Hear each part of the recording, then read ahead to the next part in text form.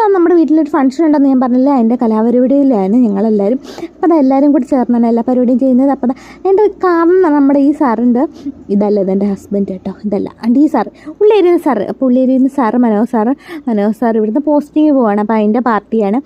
സാറിന് ഒരു send off കൊടുത്ത് നമ്മൾ അയക്കുന്ന പാർട്ടിയാണ്. അപ്പോൾ എന്നെ ഉള്ളെരിയുന്ന സ്പീഡിൽ കാണിച്ചു തരും. അപ്പോൾ ഞാനിങ്ങനെ കാണാൻ എൻ്റെ വിരലേ കാണത്തില്ല. പിന്നെ അപ്പം നമുക്കറിയാവുന്ന രീതിയിലേക്ക് ചെയ്യുള്ളൂ ഗൈസ്. അപ്പം സാർ പോകുന്നതിൻ്റെ സെൻഡ് ഓഫിൻ്റെ പാർട്ടിയാണ്. അപ്പോൾ സാർ എപ്പോൾ വന്നാലും എനിക്ക് എന്തെങ്കിലുമൊക്കെ കൊണ്ടുവരണ്ട്. ഇപ്പോഴും വന്നപ്പോൾ 2 സ്നിക്കേഴ്സുമായിട്ടാണ് വന്നത്. എപ്പോഴും ഇങ്ങനെയാണ് എന്തെങ്കിലുമൊക്കെ ചോക്ലേറ്റ് എനിക്കായിട്ട് കൊണ്ടുവന്നിരിക്കും. അപ്പോൾ സാറ് തന്നെയാണ് എല്ലാം കുക്കിങ്ങും എല്ലാം ചെയ്തത്. ദം ബിരിയാണി സാർ ദമ്മെന്ന് പറഞ്ഞാൽ സാറിൻ്റെ സ്പെഷ്യലാണ്.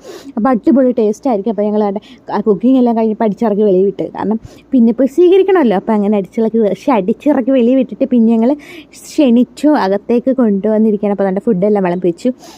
അപ്പോൾ ഇവരെല്ലാം